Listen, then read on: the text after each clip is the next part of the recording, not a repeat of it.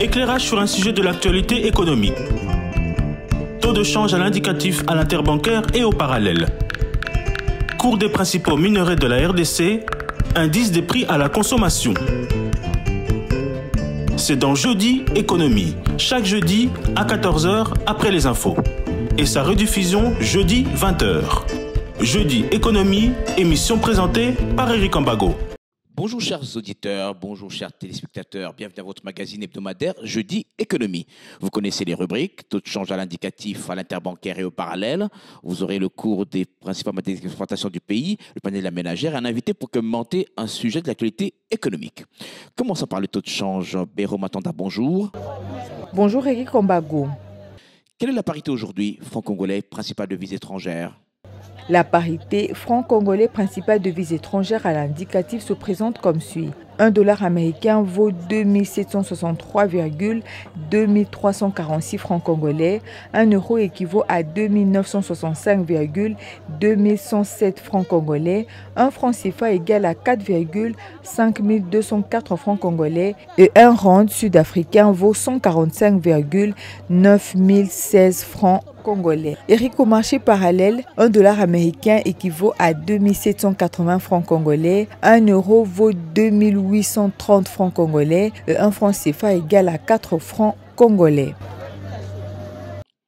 Et quel est le cours des principales matières d'exportation du pays ? Voici le cours des matières premières. La tonne du cuivre a enregistré une hausse. Elle coûte 8 887,91 dollars américains contre 8 748,32 dollars américains la semaine dernière. Le coût de la tonne du cobalt a enregistré une légère hausse, Eric. Il revient à 28 370 dollars américains contre 28 330 dollars américains la semaine passée. L'once d'or est vendue à partir de 2295,75 dollars américains contre 2194,93 dollars américains la semaine passée. Eric, le baril du pétrole revient à 85,48 dollars américains contre 81,70 dollars américains il y a une semaine. Et enfin, une tonne de cacao est vendue à partir de 9 949 dollars américains contre 9 622 dollars américains la semaine passée. Merci Béro Matanda, on vous retrouve avant la fin de l'émission pour le panier de la ménagère. Des étapes franchies pour la mise en route de la décentralisation. Ce processus va-t-il permettre le développement économique de la RDC ? Jeudi Économie reçoit pour vous le ministre d'État en charge de la décentralisation et réforme institutionnelle. Il est aussi ministre intérimaire de l'économie nationale. Monsieur Eustache Mouanzi, bonjour. Bonjour Monsieur Eric, bonjour aux auditeurs de Top Congo et de Radio Enyanya FM à partir de Miti à Kabaré. Alors, Monsieur Mouanzi, comment évolue la mise en œuvre de la décentralisation aujourd'hui ? Monsieur Eric, la décentralisation, je voudrais commencer par là, je le dis la première fois quand vous m'avez reçu, la décentralisation est une réforme fondamentale de la Constitution du 18 février 2006. Elle est fondamentale en quoi ? Parce que la décentralisation rapproche l'administration des administrés. Elle est fondamentale en quoi encore ? Parce que la décentralisation permet aux entités territoriales décentralisées d'avoir une autonomie de gestion, une libre administration de ces entités-là. Cette décentralisation permet un transfert de compétences du pouvoir central vers ces entités décentralisées. Et cette décentralisation permet aux populations locales de se choisir leurs dirigeants et de les contrôler. Moi, je crois que ça, c'est un aspect important, une avancée importante de notre démocratie que nous apporte la décentralisation. Alors, bon, vous me posez la question de savoir s'il y a une avancée. Oui, il y a une avancée, parce que le cadre institutionnel existe, le cadre juridique existe, et même un cadre stratégique. Parlant du cadre juridique, plusieurs lois ont été édictées, notamment les lois portant sur le transfert de compétences du pouvoir central vers les ETD, même plusieurs lois sectorielles dans le domaine de l'agriculture, de la santé, de l'éducation, du développement rural et beaucoup d'autres secteurs. Des lois, par exemple, portant libre administration de province, une loi en rapport avec le pouvoir de collaboration entre le pouvoir central, les provinces et les entités territoriales décentralisées. Tout ça sont des avancées. Sur le plan institutionnel, là, il existe un ministère de la décentralisation, un ministère spécifique depuis mars 2023. Et toujours sur le plan institutionnel, il a été mis en place un comité de mise en œuvre de la décentralisation qui comprend un comité interministériel de pilotage et aussi une cellule technique de suivi de la décentralisation, la CETAD. Là, c'est sur le plan institutionnel. Et même sur le plan stratégique, il existe un cadre de mise en œuvre du suivi de la décentralisation et même une stratégie nationale de transfert des compétences et des ressources. Donc voilà, je puis affirmer haut et fort qu'il y a une évolution. Évolution par rapport au texte ou évolution sur le plan pratique. Il y a transfert de ces compétences, comme vous dites, du centre vers la base. Est-ce que cela est vécu correctement ou il y a encore cette mainmise du pouvoir central sur tout ce qu'il y a à l'intérieur du pays? Oui, on ne doit pas se voiler la face non plus. On ne va pas dire que tout se passe comme on l'aurait souhaité près de 18 ans après la promulgation de la Constitution de 2006. J'ai dit que le texte existe, le cadre institutionnel existe, le cadre stratégique existe, mais il y a quand même quelques contraintes, quelques pesanteurs, qui fait que tout cela ne soit pas encore totalement... Quelle pesanteur? Pesanteur, je peux par exemple vous citer en ce qui concerne mon mandat comme ministre de la décentralisation. Je viens de faire une année. Et quand je prends le ministère au mois d'avril de l'année passée, nous étions en plein exercice budgétaire 2023. Le ministère n'a pas de budget. C'est une contrainte. J'ai dû me mettre à activer les partenaires techniques et financiers pour espérer qu'ils pouvaient nous accompagner. Le processus est en cours. Vous prenez la Caisse nationale de péréquation, qui n'est pas encore fonctionnelle. Tout ça sont des leviers qui devaient pouvoir aider. Mais aujourd'hui, on peut se féliciter quand même de voir qu'il y a des élections qui viennent de commencer à être organisées au plan local. Parce que les conseillers communaux, municipaux qui venaient d'être élus vont nous permettre d'élire les bourgmestres. Parce que la commune, c'est une entité territoriale décentralisée. Vont nous permettre d'élire le maire de ville. Là, c'est une entité territoriale décentralisée. Voilà des avancées notables qui vont permettre demain que la décentralisation soit effective. Est-ce que ce n'est pas également une question de volonté politique? Parce que prenons le cadre de la Caisse nationale de péréquation qui existe sur le papier depuis bien longtemps, mais dont la mise en œuvre piétine jusqu'à aujourd'hui, alors que dans les différents projets de budget, il y a une ligne qui est consacrée à cette Caisse nationale de péréquation. Oui, je voudrais penser effectivement, volonté politique, je ne pense pas, mais il faut davantage que nous, politiques, nous faisions un maximum d'efforts. D'abord en termes de respect de texte. Du moment que la Constitution est claire, du moment qu'il y a des lois qui organisent cette Caisse nationale de péréquation, il est important qu'elle soit mise en œuvre. J'ai eu une avancée quand même, parce que nous avons eu des séances de travail avec les collègues du ministre des Finances, et il était convenu que, à défaut d'avoir les 10% des recettes à caractère national pour la caisse de péréquation pour l'exercice 2023, il avait été dit qu'il était possible d'intervenir sur des projets ponctuels, parce que comme vous savez, au finish, la Caisse nationale de péréquation a mission de régler les inégalités qui existent au niveau de certaines contrées. De certaines contrées de notre population. Parce qu'on ne peut pas dire que toutes les contrées ou toutes les provinces ou entités territoriales de notre pays soient nantis ou lotis de la même manière. Alors, la Caisse nationale de péréquation, comme ça s'est dit, a mission notamment d'aider à régler ces inégalités. Alors, il avait donc été convenu avec le ministre des Finances qu'il était possible de financer quelques projets par-ci, par-là, en attendant que ces 10% de recettes soient disponibles peut-être dans le budget à venir. On l'espère d'ici ce budget 2024-2025, progressivement, que ce soit disponible pour la Caisse nationale de péréquation. Financer des projets à impact visible ou des projets juste pour, comme on dit, construire des bâtiments ou aller vers des projets réellement porteurs de croissance?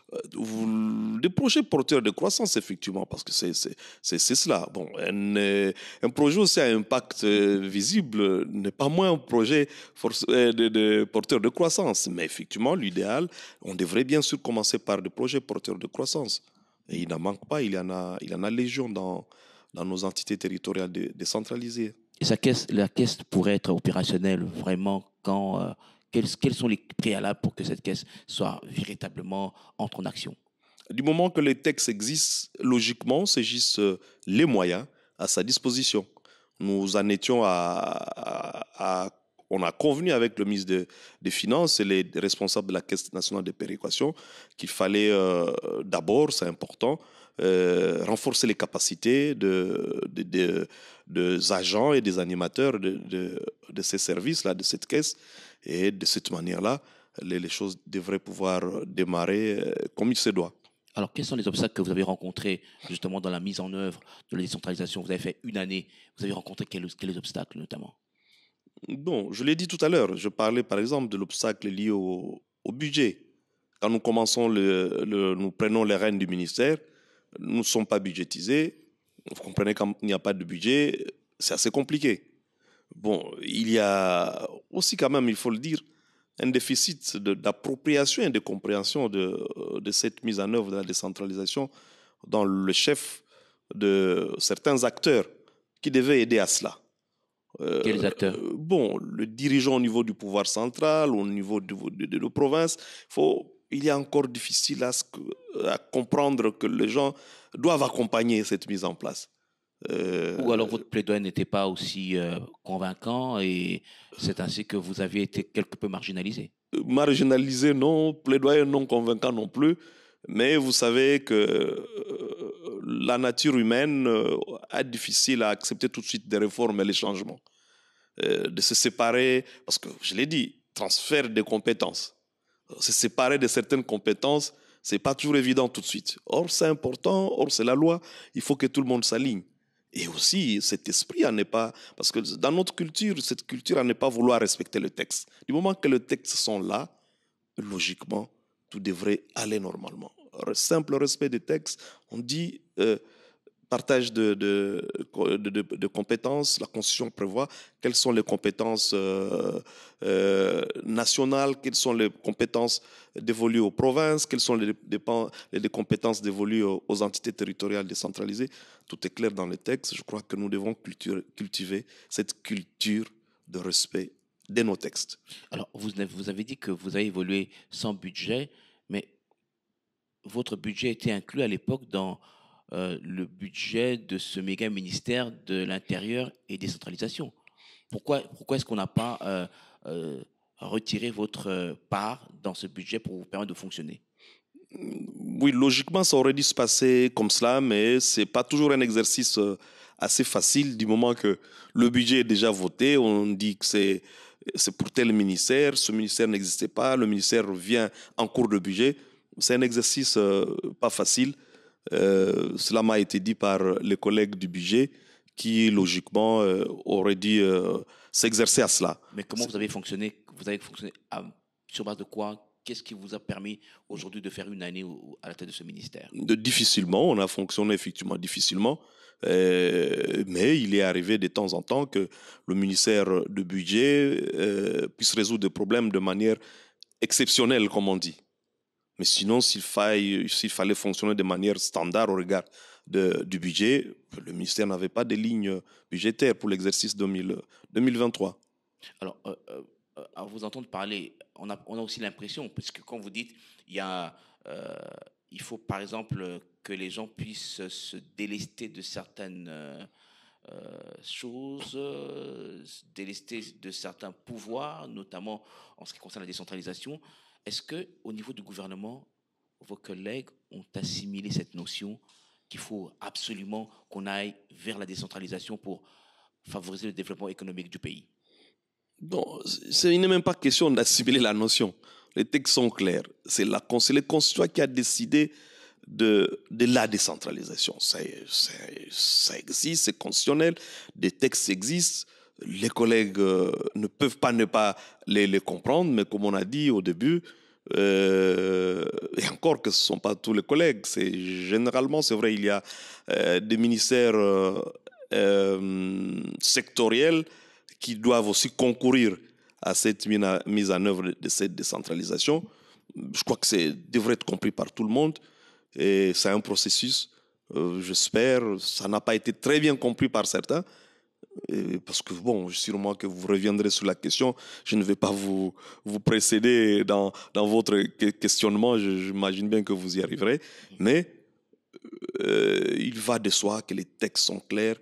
Il suffit de respecter les textes, et la décentralisation, c'est un mécanisme qui devrait aider nos populations, qui devrait aider au développement de ce pays. Alors justement, quand on parle de cette décentralisation, on parle, surtout quand on voit décentralisation, on parle de la décentralisation financière. Alors, Monsieur le ministre, aujourd'hui, jusqu'à aujourd'hui, cette décentralisation financière n'est pas encore perceptible ou est quasi inexistante. Pour quelle raison? Une fois de plus, bon, je vais peut-être vous agacer ou agacer vos auditeurs en me répétant, en disant, c'est une fois de plus le respect des textes. La loi sur le droit, la nomenclature sur le droit, redevances et taxes de province et entités territoriales décentralisées est claire là-dessus. Cette loi distingue les recettes des provinces et les recettes des entités territoriales décentralisées. Donc les ETD ont des ressources propres au regard de la loi. Il suffit de respecter la loi. Ces recettes serviraient effectivement au développement des entités territoriales décentralisées. Non seulement la loi sur la nomenclature de droits, taxes et recettes des provinces et des ETD, mais aussi la Constitution dit que sur le 40% de retenue à la source de province sur les recettes nationales, il y a encore une quotité qui va aux ETD en fonction de leur superficie et de la population de chacune de ces des entités territoriales décentralisées. Et au-delà de ça, il y a, j'ai cité tout à l'heure, la Caisse nationale de péréquation. Donc pour dire que si les textes sont respectés, il y a deux moyens. Mais il y a un budget. Qui doit respecter ces textes? C'est le ministre des Finances, du Budget, oui. C'est le Premier ministre. Vous l'avez si bien dit, c'est les recettes viennent par le ministère des Finances. Et le ministère du Budget et recettes, et donc c'est deux ministères ensemble. Le budget est élaboré par le ministère du Budget et les recettes viennent par les régies financières. Elles sont connues, donc le ministère des Finances. Alors, ça veut dire que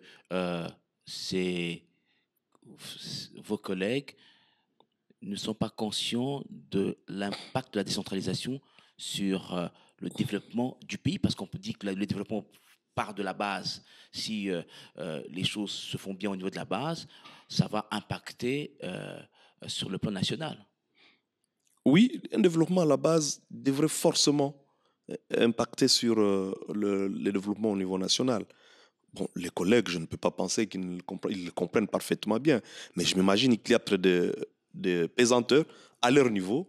C'est au niveau de leur département que je ne maîtrise pas, mais moi, je me limite à constater que des textes existent. Si les textes étaient appliqués, on irait de l'avant.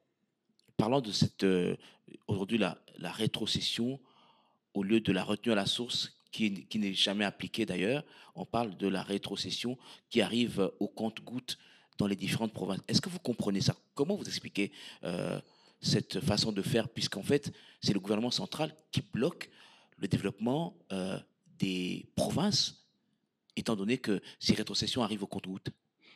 Oui, parlant de rétrocession qui arrive au compte-gouttes, nous le constatons ensemble. Mais je crois que vous dirigeriez cette question plus facilement auprès du collègue de finances qui est en charge des finances et de la rétrocession de ces finances-là. Mais nous constatons ensemble que ces rétrocessions ou ces moyens-là ne sont pas là. Or, s'ils ne sont pas là, on ne peut pas espérer qu'il y ait mise en œuvre effective de la décentralisation. Est-ce que vous faites, vous, un plaidoyer auprès de vos collègues, puisque c'est eux qui gèrent les finances, qui gèrent le trésor? Donc, est-ce que vous faites, parce que maintenant, c'est une question de contact direct avec vos collègues pour qu'ils puissent lâcher un petit peu pour permettre aux provinces de respirer? Bon, vous savez, un budget, sont les recettes et les dépenses. On fait un budget sur base des recettes. Mais il arrive que les recettes sur papier, les recettes attendues, ne sont pas les recettes effectives. Et à ce moment-là, pour pouvoir faire des dépenses, on doit pouvoir tenir compte de tout cela. Bon, il est aussi vrai que avec la situation de la guerre que connaît le pays depuis 2 ans, 3 ans, avec l'année électorale, il est bien possible que au niveau de ces 2 ministères, budget et finances, qu'il y ait eu des difficultés quant à répartir les dépenses au regard des recettes. Mais comme je dis tout à l'heure, je ne voudrais pas parler à leur place. C'est jeudi économique. Donc, budget et finances, c'est vraiment économique. Vous approcheriez les 2 collègues, ils vous édifieraient mieux vos auditeurs mieux que moi. Alors, sur cette question-là. Monsieur le ministre d'État, la retenue à la source des 40% des recettes dues aux provinces, c'est constitutionnel. Aujourd'hui, c'est remplacé par la rétrocession. Est-ce que vous comprenez ce revirement ou cette violation de la loi par le gouvernement central? Bon, monsieur Eric... J'utilise peut-être un terme assez violent, mais... oui, bon, non, les termes de vous, je n'ai pas l'intention de dire comme vous. Mais comme je dis tout à l'heure, la compréhension, vous l'aurez plus aisément avec les acteurs du secteur. Et les acteurs du secteur, c'est le ministre des Finances et le ministre du Budget. Moi, comme ministre de la décentralisation, je constate que les entités territoriales décentralisées n'ont pas de moyens pour leur politique. Et cela freine la mise en œuvre de la décentralisation. Pourquoi ils n'ont pas le moyen? Moi, je dis, c'est le non-respect de textes. Pourquoi les textes ne sont pas respectés? Il faut poser la question aux acteurs qui auraient dû actionner cette retenue à la source ou bien cette rétrocession. Donc, c'est le ministre des Finances et c'est le ministre du Budget. Donc, on peut imaginer, par exemple, que si les textes ne sont pas respectés, c'est peut-être des contraintes, comme on dit, d'ordre budgétaire. Le budget est minime et c'est pourquoi le gouvernement central doit gérer le tout pour ne pas déséquilibrer le cadre macroéconomique. Je l'ai dit tout à l'heure, j'ai dit, il se peut que les recettes attendues ne sont pas toujours forcément celles qu'il y a finalement au finish. Et puis d'autres contraintes, j'ai évoqué les contraintes sécuritaires, les contraintes électorales, mais j'estime que les collègues maîtrisent la question mieux que moi et ils sont mieux attitrés, ils sont plus attitrés à le dire. Voilà. Alors, quelles sont les étapes qui peuvent permettre d'aboutir à cette décentralisation financière? On doit partir par quelle étape? Quelles sont les étapes à franchir pour arriver à cette décentralisation financière finalement? Nous, les étapes sont fixées par les textes, comme je l'ai dit. On a besoin de moyens et les moyens sont légaux. Il suffit de les respecter et tout irait de soi. Alors, bien sûr, il faut mettre des animateurs, un problème de leadership, des animateurs à même, parce que c'est bien d'avoir un budget, mais il faut encore l'utiliser à bon escient. Et nous pensons, comme je l'ai dit tout à l'heure au début de l'émission, avec le processus électoral qui a commencé et qui veut qu'on élise les animateurs de ces DTD par le peuple, on estime que le peuple se choisira des animateurs de leurs organes qui soient à même de les représenter et de gérer convenablement le budget qui sera mis à leur disposition. Donc aujourd'hui, on va dire ce qui a réussi, c'est la décentralisation administrative. Mais la décentralisation financière pose encore problème. Oui, il faut le reconnaître, il y a quand même encore un problème. Alors, mais au niveau des provinces, il y a des prérogatives qui sont dévolues aux gouvernements provinciaux, par exemple la paie du secteur de l'éducation, santé, etc. Mais qu'est-ce qui bloquerait, par exemple, l'octroi, disons, le transfert de certaines compétences financières aux provinces? Qu'est-ce qui bloquerait c'est assez compliqué. Qu'est-ce qui bloquerait ce transfert des compétences sur le plan financier du gouvernement central vers les provinces? Logiquement, rien, parce que comme j'ai dit, je reviens une fois de plus, j'ai le malheur d'être juriste, les textes sont là, il suffit de les respecter, de les appliquer. Et peut-être que je vous proposerai dans l'avenir d'organiser une émission, panel, jeudi économique, où vous avez tous les acteurs en place, ministère du budget, de finances, de la décentralisation et certains autres ministres sectoriels, parce que ces transferts de compétences, la constitution est claire, c'est connu, c'est tel secteur, éducation, administration, santé, agriculture, développement rural. Donc, par exemple, peut-être qu'ensemble, lors d'une émission que vous organiserez spéciale, chacun amènerait une réponse, on se compléterait dans nos réponses, parce que bon, là, je suis tout le temps en train de vous dire, voyez les collègues, et bon, ils auraient été là, peut-être tout de suite, ils donneraient des réponses que je ne sais pas avoir à l'instant. Okay. Voyez-vous. Donc, si les textes sont respectés, la décentralisation financière se fera sans problème et le développement à la base sera observé immédiatement. À mon avis, c'est juste un problème de moyens qui ne sont pas là. Les hommes sont là. Hier, ils n'étaient pas élus. Maintenant, on est en train de les élire. J'imagine que le peuple fait confiance en certaines personnes. C'est pour ça que ces personnes sont élues. On leur fait confiance. Et bon, voilà. Il n'y a pas de raison. Il y a eu ces élections municipales, communales, avec ces conseillers municipaux qui n'ont pas de siège pour se réunir, qui peinent à se réunir parce qu'ils n'ont pas de siège. Tout à fait. C'est encore une fois de plus de budget, des ressources. S'il y avait de moins de ressources, on construirait des sièges pour eux, ou on louerait dans un premier temps avant d'avoir de bâtiments propres. Voilà. Alors, est-ce qu'on n'est pas allé vite en besogne avec ces élections? Parce que sur le plan logistique, on n'est pas prêt. Pourquoi aller aux élections et mettre en place des institutions qui feront figure de parents pauvres? Je ne pense pas. Si les textes sont, je continue à insister, à marteler sur les textes. Si les textes sont respectés, ces institutions ne feront pas figure de parents pauvres. On l'a dit tout à l'heure, la Constitution est là depuis 18 ans. 18 février 2006. Et c'est prévu. On ne peut pas dire qu'on est allé vite en besogne, on est même en retard. Nous sommes au 4e cycle électoral. Bon, c'est à peine maintenant qu'on vient d'organiser ces élections au niveau local. Et encore que, j'espère qu'on va continuer, je le souhaite de tous mes voeux. J'ai hier rencontré le président de la CENI il y a quelques mois qui m'a rassuré que ces élections, le calendrier tel qu'il avait déroulé depuis novembre 2022, il sera respecté dans toutes ces étapes. Donc on espère qu'on aura des élus jusqu'au niveau des secteurs, tel que c'est prévu par la Constitution. Et moi, je pense qu'on n'est pas allé vite en besogne, on est même en retard. On est même en retard. Alors, Monsieur le ministre, parce que les bourgmestres relèvent du ministère de la décentralisation, les bourgmestres se plaignent, ils n'ont pas de salaire, ils n'ont pratiquement pas de marge de manœuvre pour fonctionner, tout est centralisé au niveau, par exemple, du gouvernement provincial. Est-ce que vous avez la possibilité de réguler tout ça? C'est encore là. Bon, vous allez dire que je suis un ministre pleurnichard. Non, pas du tout. Je ne suis pas de pleurnicher, monsieur Eric. J'ai dit encore une fois de plus, ce sont les textes. Tout ce mécanisme est prévu. Comment doivent être payés les bourgmestres, le maire de ville, parce que la commune, la ville, la chefferie, le secteur sont des entités territoriales décentralisées. Et les textes sont clairs une fois de plus. C'est le respect de textes. De recettes, il y en a dans ce pays.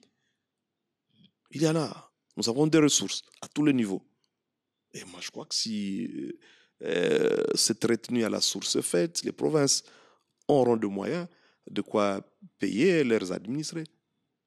Alors, est-ce que vous avez trouvé un compromis sur la question de nomination des chefs de secteur? Ça vous avez quelque peu opposé avec votre collègue de l'Intérieur. Est-ce que vous avez trouvé une solution? Aujourd'hui, vous parlez des textes. Les textes disent que c'est vous ou c'est le ministre de l'Intérieur qui doit nommer les chefs de secteur? Une fois de plus, les textes.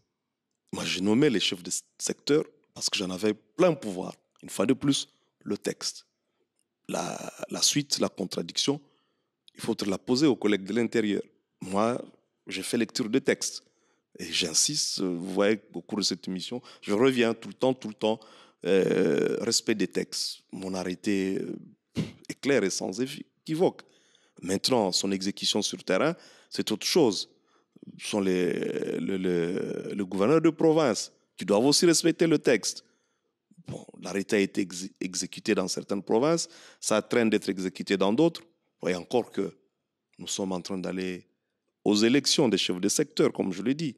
C'était juste des nominations transitoires parce que la Constitution et les lois de la République disent que les chefs de secteur sont élus par les conseillers locaux.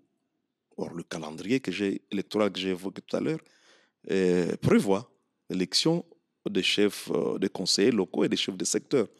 Comme quoi pour dire que, bon, on a besoin de revenir sur ces nominations des chefs de secteur, mais une fois de plus, je dis, je le fais parce que je suis respectueux des textes et qu'il va de soi, c'est clair dans le texte qu'il s'agit des attributions du ministre ayant la décentralisation dans ses attributions. Alors maintenant, vous êtes mis d'accord avec votre collègue?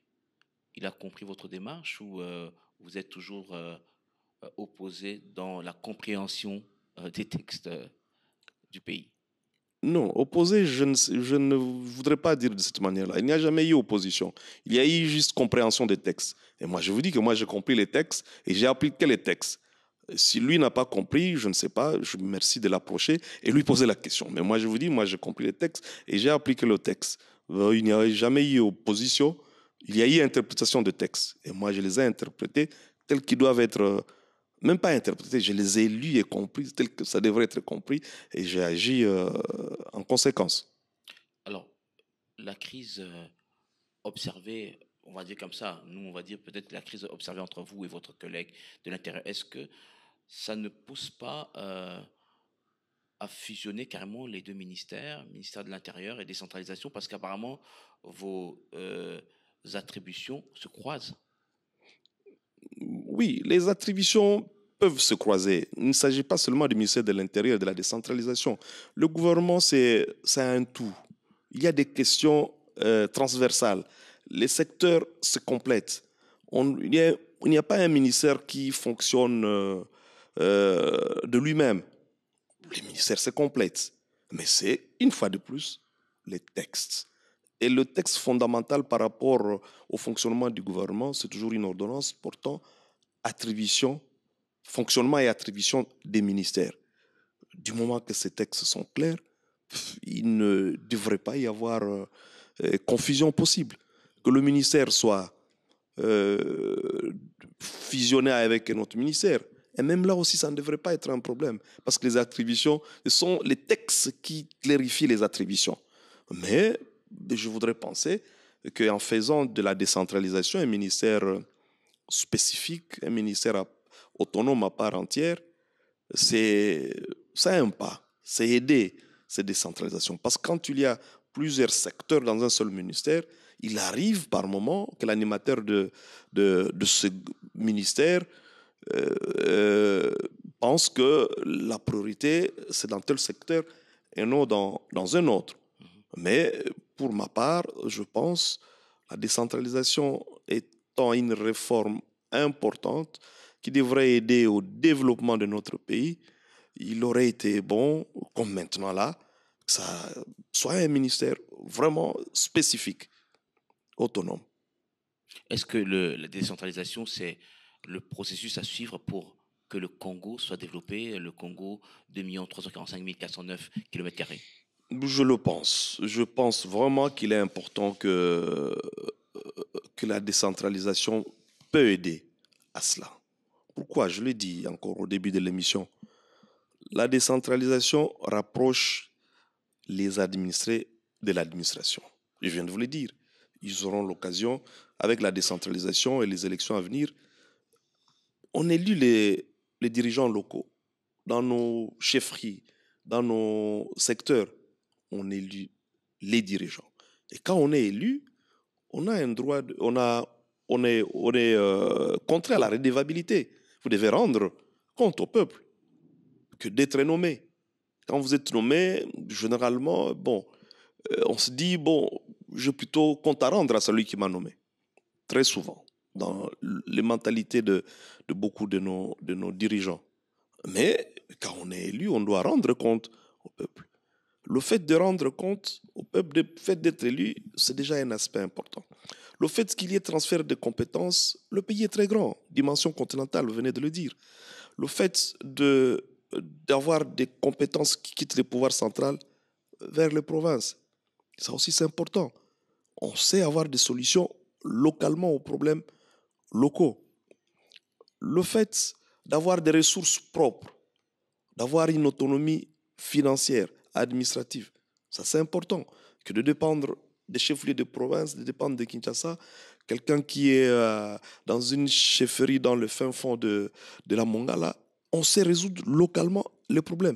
Et moi je pense que c'est de la somme de ces développements à la base, de ces développements locaux, la somme de ces développements que viendra le développement au niveau national. Donc, si on respecte les textes, on n'a pas besoin, par exemple, de PDL 145 territoires. Le développement ira de soi parce que les textes sont respectés. Il y a transfert de compétences, il y a transfert des finances, il y a transfert administratif. Tout cela ne va pas nécessiter un programme spécial pour développer les provinces. Donc, ça veut dire que du moment qu'il y a il y a le gouvernement provincial. Le gouvernement provincial a son programme lié aux priorités, aux besoins de sa province. De la même manière, au niveau des chefferies, avec le chevin, parce qu'il y a un échevin, il y a toute une organisation administrative, ils connaissent les problèmes locaux qui se posent. Et ils savent faire un budget, un programme par rapport à résoudre leurs problèmes locaux. Et à ce moment-là, à mon avis, les problèmes, des solutions ne viendraient pas de 2000 km de la capitale ou du chef-lieu de la province. La chefferie ou les TD sait résoudre ces problèmes avec des moyens que lui confère le texte au niveau local. Je l'ai souvent dit aussi, le PL2 145, c'est la vision du chef de l'État, c'est un grand projet qu'on salue aujourd'hui. Après plus de 60 ans d'indépendance, on n'a pas vu un si grand projet comme ça au niveau de nos entités territoriales décentralisées, au niveau de nos territoires et partout ailleurs où le projet existe et où il est en train d'être implémenté. Mais j'ai toujours dit, je l'ai dit la dernière fois quand vous m'avez reçu, je l'aurais dit encore, on ferait davantage si on impliquait directement nos ETD dans ce qu'ils veulent comme projet au niveau local. C'est ainsi qu'on a même pensé, là on en est au PLD 145, mais au niveau de mon ministère de la décentralisation et au ministère des Affaires sociales et avec le concours du Fonds social de la République, nous sommes sur un autre grand projet qui doivent être implémentés, qui attend juste avoir de moyens pour cela, le PLDC 1543. Parce que nous avons 1543 entités territoriales décentralisées. Donc le programme de développement communautaire à la base. Qui va démarrer quand? Qui devrait démarrer dès qu'il y a des moyens. Et le Fonds social de la République est en train de travailler là-dessus avec le ministère des Affaires sociales et de la décentralisation pour trouver des moyens à cet effet. Avec un budget de combien? C'est en termes de milliards, plusieurs milliers, dizaines de milliards. Mais pourquoi, au lieu de créer des programmes, pourquoi ne pas appuyer, comme vous avez dit tout à l'heure, les gouvernements provinciaux pour que ces gouvernements appliquent leurs programmes, les chefferies appliquent leurs programmes, ça vous éviterait des programmes qui demanderaient des financements parfois qui n'arrivent pas, des financements extérieurs. Vous avez raison, mais je dois vous assurer que ce programme-là est fait aussi avec ces ETD. Déjà, le dernier atelier que nous avions eu en rapport avec ce programme, des chefs des entités territoriales décentralisées sont venus. On est parti de programmes, de projets qu'eux nous ont ramenés pour faire ce programme-là. C'est fait avec eux.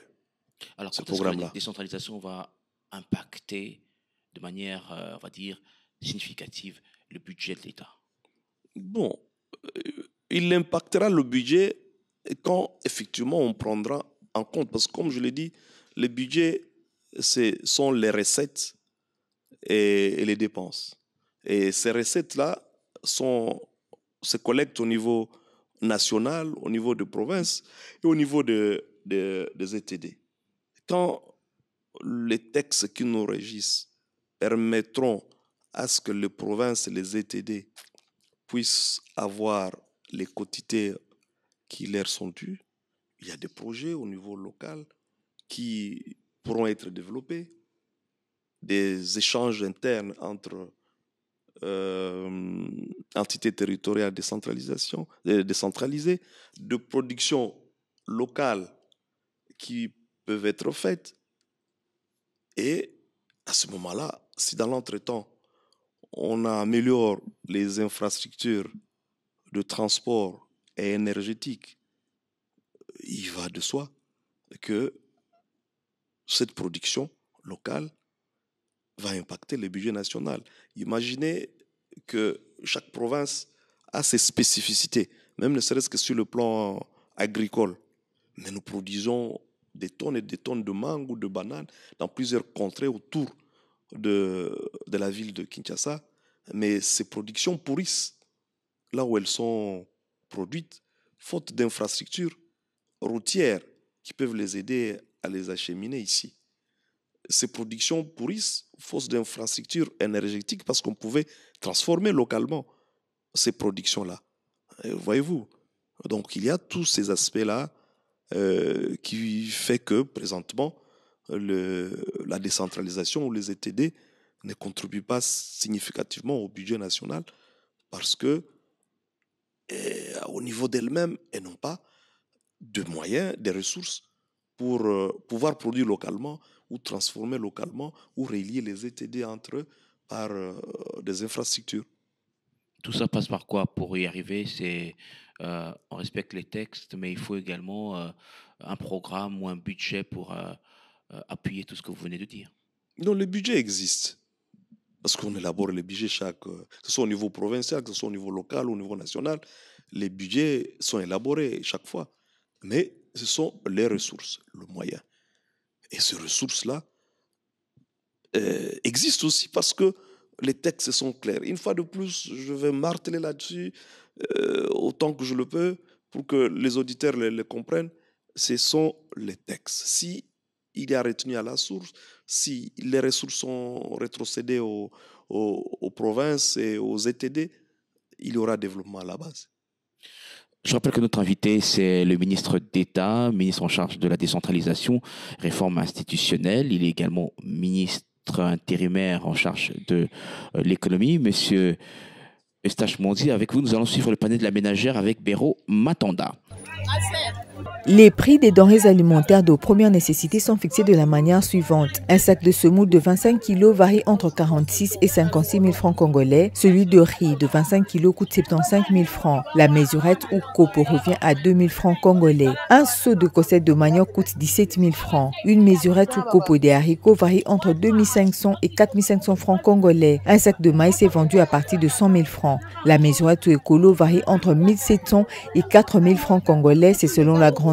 Un bidon d'huile végétale de 5 litres varie entre 25 et 30 000 francs. Celui d'huile de palme revient à 20 000 francs. Un sachet de sucre de 5 kg coûte 18 000 francs. Un plateau d'œufs varie entre 13 et 15 000 francs, c'est selon la grandeur des œufs. Un tas de bananes plantains varie entre 2 000 et 7 000 francs. Une chikwang bateki varie entre 500 et 2 000 francs. Un carton de cotis viandé coûte 135 000 francs congolais et le kilo est à 13 500 francs congolais. Un carton de gésier coûte 70 000 francs et le kilo est à 8 500 francs congolais. Un carton de cuisses de poulet est à 56 500 francs et le kilo est à 6 000 francs congolais. Un carton de poulet poids 10 coûte 89 000 francs, celui de poids 12 coûte 125 000 francs, celui de poids 13 revient à 144 000 francs congolais. Un poulet est vendu entre 10 et 15 000 francs, c'est selon le poids. Celui de mbongo revient à 68 000 francs congolais. Un carton de chanchar 20 plus coûte 92 000 francs, le kilo est à 10 000 francs congolais. Un pain est vendu à partir de 200 francs dans les boulangeries artisanales ou Mapayakoni. Une tomate fruit coûte 400, 500, 800 ou 1000 francs congolais. Le prix de la caisse des tomates est à 150 000 francs congolais. Elle était à 90 000 francs congolais. Un filet d'oignon varie entre 36 et 100 000 francs, c'est selon la grandeur d'oignon. Une botte de feuilles de manioc est vendue à partir de 2 000 francs. Celle des amarantes coûte 1 500 voire 2 000. Celle des épinards est à 2 000 francs. Le prix d'une pastèque va de 2 000 à plus de 10 000 francs congolais. C'est selon la grandeur de la pastèque. Un avocat est vendu à partir de 2 000 francs. Un tas de bananes varie entre 2 000 et 5 000 francs congolais. Un tas de safou est vendu à partir de 2 000 francs. Un tas d'oranges est vendu à partir de 2 000 francs congolais. Merci Béron. Attendant, on vous retrouve la semaine prochaine avec vos différentes rubriques. Alors, monsieur le ministre d'État, rapidement, quelques questions avant de nous séparer. Je vous ai présenté comme ministre intérimaire en charge de l'économie. C'est facile de combiner deux ministères, deux grands ministères, c'est facile? Non, c'est pas facile, c'est pas non plus compliqué. C'est savoir respecter les attributions, comme je l'ai dit tout à l'heure. Savoir ce qu'on fait, moi je crois que c'est pas très compliqué. Et et puis c'est en un temps quand même assez particulier où le gouvernement assure les affaires courantes. Bon, c'est juste un problème d'organisation, c'est pas si compliqué que ça. Alors, pas du tout. Comme ministre de l'économie, vous avez eu des discussions productives avec une délégation importante du CPCE, le cadre permanent de concertation économique. C'était déjà à quel sujet? Bon, le CPCE, c'est un service, c'est une entité du ministère de l'économie. Donc il va de soi, comme ministre de l'économie, j'ai l'occasion de m'entretenir avec mes services. J'ai reçu la délégation de la CPCE il y a 2 semaines de cela, je crois. Nous devions échanger pour que je comprenne quelle l'émission du service. Et bon voilà, c'était principalement pour ça. Ce service a des problèmes aujourd'hui, ce service? Non. Non, donc ça rentrait dans un processus normal du ministre qui consulte ses services parce que le service assure le dialogue entre l'État et les opérateurs, le secteur privé. Or, il nous faut chaque fois garder ces contacts, ces dialogues entre les opérateurs, le secteur privé et l'État. Et c'est ce cadre permanent, donc comme ça se dit, cadre permanent de concertation économique. Et je me devais de comprendre, de savoir comment ça se fait et quelles sont les difficultés éventuelles. Est-ce que vous échangez aussi avec la FEC, la Fédération des entreprises du Congo, vous échangez avec la FEC? Bon, de manière formelle, nous n'avons pas encore eu des réunions bien élaborées avec la Fédération des entreprises du Congo, sinon qu'autour du Premier ministre, il y a eu dernièrement une réunion avec la FEC, là c'est vraiment le Premier ministre, avec la commission ECOFIN du gouvernement. Oui, et une autre réunion restreinte de l'ECOFIN. On a eu encore aussi des échanges avec la FEC autour de produits, des huiles, hein, dans la profession Huile de palme. des huiles de palme. Oui, parce qu'il y avait quelques soucis dans ce secteur-là. Mais de manière formelle, économie FEC, nous n'avons pas encore eu des réunions formelles. Justement, la question de l'huile de palme, les opérateurs du secteur se plaignaient des produits qui viennent perturber le commerce ici sur place. Vous avez trouvé une solution à cette question? Tout à fait. C'était effectivement l'objet de notre réunion avec le professionnel de ce secteur-là et le gouvernement, au travers de mon ministère de l'Agriculture, ministère du Commerce extérieur. Nous sommes tout à fait d'accord avec la FEC et la profession des huiles, dans le secteur des huiles, en disant que nous devons encourager la production locale. Il n'est pas normal que les huiles nous viennent de l'extérieur pendant que nous savons le produire, pendant que nous le produisons nous-mêmes chez nous. Et ça, c'est important. La production locale, le gouvernement doit l'accompagner et cela a été ainsi décidé. Et vous aviez, lors de la 127e réunion du Conseil des ministres, informé des améliorations apportées à la structure des prix des produits pétroliers et à la rationalisation de la subvention pétrolière de l'État. Alors, quelles sont ces améliorations dont vous avez parlé au Conseil des ministres? Bon, les améliorations sont, comment dirais-je, évoluent. La structure de prix évolue au regard de plusieurs paramètres. Et ces paramètres aussi évoluent en fonction des circonstances. Mais le principe est qu'il faut améliorer la structure de prix en fonction pour savoir comment contenir les capacités du gouvernement à faire face à la subvention. Parce que, comme vous le savez, ou pour des auditeurs qui ne le savent pas, l'État congolais subventionne une partie du coût du litre du carburant à la pompe. Alors, cette subvention de l'État, donc le litre qui se négocie aujourd'hui à 3250, je crois, à la pompe, il y a une bonne partie de ces 3250 qui est subventionnée par l'État congolais, ou du moins, ce n'est pas ça la valeur exacte de ce qu'aurait dû être le prix du carburant. Alors, l'État congolais, comme c'est un secteur sensible, le carburant qui a des répercussions sur d'autres secteurs de la vie, l'État congolais, le gouvernement, subventionne une partie. Alors, ça crée un manque à gagner dans le chef de pétrolier. Alors, il faut pouvoir payer ces manques à gagner par le trésor public. Ça a été payé? Oui, ça se paye progressivement. On a mis en place des mécanismes pour prendre en charge ces manques à gagner-là. Cette politique de subvention va continuer jusqu'à quand? Va demeurer éternellement? Non, je ne dirais pas éternellement. C'est conjoncturel, c'est ponctuel, c'est jusqu'à ce que l'État trouve des moyens pour pouvoir résorber totalement ce manque à gagner. Je ne peux pas penser, non, ça ne peut pas être éternel. Alors, on parle aussi des prix des produits de première nécessité qui augmentent chaque jour avec la fluctuation du taux de change. Est-ce que vous avez la possibilité de contrôler les prix sur le marché des produits, des produits de première nécessité surtout? Oui, ça rentre dans les missions du ministère de l'économie. Nous avons une mission de s'assurer de la stabilité de prix et des biens et des services. Et la meilleure manière de le faire, c'est la production locale. Comme vous savez, notre économie est essentiellement aujourd'hui dépend des importations, les produits qui nous viennent de l'extérieur. Alors, du moment que le produit vient de l'extérieur, nous sommes exposés au choc de change international, toutes les difficultés en international.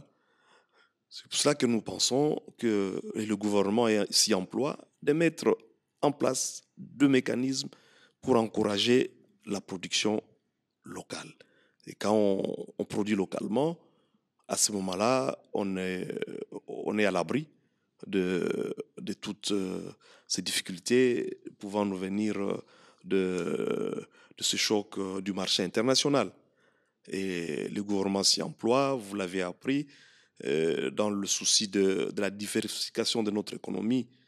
Nous avons commencé avec le secteur de l'agriculture, où nous voudrons encourager une production locale, vous venez de le dire, avec l'huile de palme, autant qu'on doit le faire avec le riz, avec le maïs, avec des denrées de première nécessité, pour nous éviter d'importer, que notre économie dépende de l'extérieur.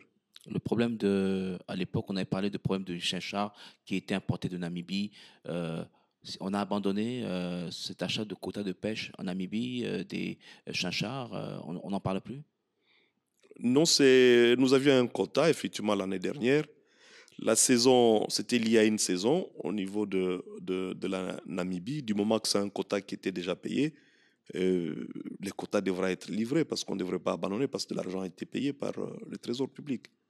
Mais les prix sont toujours en surchauffe. Les prix des chinchards, alors qu'on avait annoncé à l'époque que cette opération permettrait de baisser les prix sur le marché, mais c'est toujours en surchauffe, le prix de chinchards et peut-être d'autres produits des surgelés. Oui, à l'époque, c'était ponctuel. Un quota avec les Namibiens, c'était ponctuel. Donc, c'est vrai que ça devait aider à baisser les prix momentanément. Mais le gouvernement, vous devrez l'avoir appris, a annoncé, je me rappelle si bien, il y a quelques semaines, quelques mois, et encore il y a quelques semaines où le ministre de la Pêche nous a annoncé que nous avions commandé dans le mois d'ici, le mois de mai, le mois de juin, nous allons acquérir des bateaux de pêche. 8 bateaux de pêche. Oui, voilà. Donc, vous êtes bien informés. Voilà que c'est ça ce que j'appelle la production locale. Nos lacs et nos rivières regorgent de tonnes et des tonnes de poissons. Et on ne peut pas continuer à comprendre qu'on doit importer de l'extérieur. Je le dis, il faut arrêter les importations. Et on y va progressivement. Je parlais de l'agriculture, vous venez de me compléter en me disant que vous êtes informé qu'il y a des bateaux de pêche qui arrivent. C'est 8 bateaux de pêche. Ça devra aider à ce qu'on n'ait plus à importer du poisson et stabiliser le prix. Et le ministère, maintenant, à son niveau, se doit d'envoyer, nous avons commencé cela, envoyer des missions de contrôle maintenant, parce qu'il y a aussi des opérateurs véreux qui ne respectent pas aussi les textes, parce que j'en reviens encore au respect des textes. Alors, notre mission, c'est de contrôler les prix sur terrain et de surveiller, de contrôler les prix que les opérateurs appliquent la loi. Et les inspecteurs du ministère ne descendent pas pour essayer de vérifier les prix que les commerçants mettent sur les marchés? C'est ce que je viens de dire. On a diligenté des missions sur terrain pour surveiller, effectivement, pour une surveillance économique et s'assurer de prix qui sont appliqués. Alors, monsieur le ministre, vous êtes aussi politique. Vous n'avez pas été élu député national. Vous avez été déçu? Oui, quand même. Quand on est candidat et qu'on se déploie et qu'il y a des électeurs qui vous font confiance, mais qu'au finish, au regard de la loi ou au regard d'autres candidats, vous n'êtes pas élu, il y a de quoi être déçu. Mais c'est la règle du jeu, ce sont les élections. Et la loi électorale est assez claire là-dessus. Mais moi, je suis content que le processus évolue. Vous êtes aujourd'hui candidat sénateur? Oui, je suis candidat sénateur à la province du Sud-Kivu, tout à fait. Vous comptez cette fois-ci vous retrouver au niveau de la Chambre haute du Parlement? Je l'espère et je le souhaite de tout cœur. Mon parti a 11 députés provinciaux élus et mon regroupement, le PCR, nous sommes à 17 élus dans la province du Sud-Kivu. C'est vrai que je ne suis pas seul candidat. Mon parti, avec son regroupement, nous sommes à 8 candidats. J'espère que les électeurs et les députés provinciaux feront un bon choix et jetteront leur dévolu sur moi. Ils ne vous ont rien demandé? Ils ne vous ont rien demandé, ces députés provinciaux, déjà? Mais demander, c'est plutôt moi qui leur demande. C'est plutôt moi qui leur demande de me faire confiance. Pour les motiver à vous donner leur suffrage. Voilà, des présents. Non, le présent, peut-être pas. Moi, je ne suis pas de cette logique-là. Je les motive en leur présentant ce que je sais faire, mon savoir-faire, comment je saurais représenter la province. Il faut bannir. Je sais que cette pratique existe, on en parle, et même il y a eu un communiqué, je crois, du pouvoir judiciaire à ce propos. Je voudrais profiter effectivement de ce micro pour condamner effectivement ces pratiques-là de vouloir monnayer le voix. Ça ne devrait pas aider la République à avancer. Les électeurs, que ce soit au suffrage direct ou indirect, devraient donner leur voix à des personnes en fonction du programme qui le présentent, en fonction de leur savoir-faire. Et voilà, c'est ce qui va aider la République à avancer. Je l'ai dit même tout à l'heure, que j'espère que en élisant les animateurs de ZTD au niveau de la base, s'ils sont redevables vis-à-vis de leurs électeurs. Donc, ces ZTD auront des animateurs élus et en qui la population a fait confiance. Vous n'espérez plus revenir au gouvernement? Bon, ça c'est l'avenir. L'avenir ne m'appartient pas. L'avenir appartient à Dieu, sinon que je reste politique et avocat. Et le reste, c'est la politique. Les décideurs politiques, je n'en suis pas, ou peut-être j'en suis au niveau de mon département, pas au niveau de savoir si je sais revenir ou pas revenir au gouvernement. Là, ça ne dépend pas de moi, ça dépend du président de la République que je remercie et félicite en passant d'avoir nommé une première ministre dame, une femme intelligente, je la connais parce que nous sommes ensemble au gouvernement. Félicitations, Madame la Première ministre. C'est un choix judicieux. Le président de la République a fait un choix judicieux. Elle aura les coups des franches pour faire face aux défis que connaît le Congo? Je ne doute pas. C'est une femme pétrie d'expérience et de savoir-faire. Je l'ai vu à l'œuvre au ministère du Plan. Je l'ai vu à l'œuvre à la présidente de la République, où j'ai y à travailler au début de la première législature du président de la République. J'ai une idée sur ses capacités. Et je foi et je crois à son savoir-faire. Je rappelle que notre invité, c'était le ministre d'État, ministre en charge de la décentralisation, réforme institutionnelle et aujourd'hui ministre intérimaire de l'économie nationale. Alors peut-être juste une question, une seconde. Quand on parle réforme institutionnelle, ça veut dire quoi? Quelle institution que vous êtes chargé de réformer? Réforme institutionnelle, c'est pas seulement toutes les institutions. Donc, ça veut dire que quand la Constitution de 2006 arrive, il y a eu un certain nombre de réformes à mener pour asseoir cette Constitution. Et comme j'ai dit tout à l'heure, il y a plusieurs mises en œuvre qui traînent d'être effectives. Et voilà, entre autres, la mission de réforme institutionnelle, c'est suivre ces différentes réformes multisectorielles dans tous les domaines. Et même la décentralisation en elle-même, c'est une réforme. Nous en sommes à la réforme budgétaire. Nous devons passer du budget de moyens vers le budget programme. C'est une réforme. Aux affaires foncières, on est en train de numériser le cadastre foncier. Tout ça sont des réformes. Et mon ministère a mission de suivre, de s'assurer que toutes ces réformes sont effectives et sont mises en place. Monsieur Eustache Moronzi, je vous dis merci infiniment. C'est moi qui vous remercie, monsieur Eric. C'est l'occasion, une fois de plus, de remercier les auditeurs de Top Congo qui nous suivent. Et je salue en passant les auditeurs aussi de Radio Enyanya FM 98.2 Amiti à Kabare. Dans le Sud Kivu. Voilà. Merci à Miguel Bena, le réalisateur. Merci à vous, chers auditeurs. Vous pouvez suivre cette émission sur notre page Facebook, Jeudi Économie avec Eric Kambago. À très bientôt. Éclairage sur un sujet de l'actualité économique. Taux de change à l'indicatif à l'interbancaire et au parallèle. Cours des principaux minerais de la RDC. Indice des prix à la consommation. C'est dans Jeudi Économie, chaque jeudi à 14h après les infos. Et sa rediffusion jeudi 20h. Jeudi Économie, émission présentée par Eric Kambago.